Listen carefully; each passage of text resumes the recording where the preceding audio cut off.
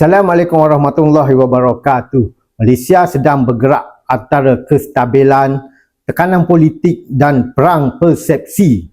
Politik Malaysia hari ini nampak stabil di permukaan, tetapi di bawahnya tekanan semakin terasa dari pelbagai arah. Dan apa yang berlaku sekarang bukan lagi sekadar persaingan parti, tetapi persaingan naratif.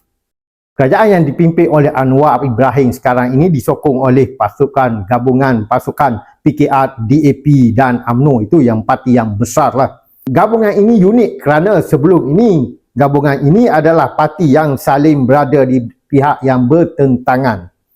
Dari satu sudut ia memberi kestabilan, tetapi dari sudut lain ia memberi cabaran kepada kepercayaan dalaman dan konsistensi politik itu.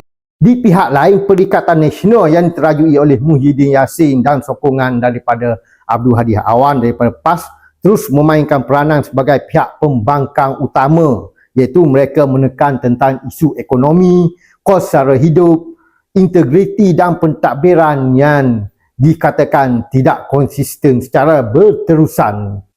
Dalam masa yang sama, kes berprofil tinggi iaitu kes Datuk Seri Najib dan kes Ahmad Zahid Hamidi telah menjadi kesan yang besar pada persepsi rakyat.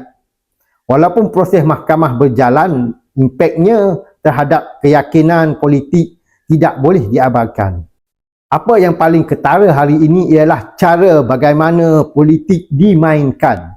Ia bukan lagi sekadar debat di parlimen.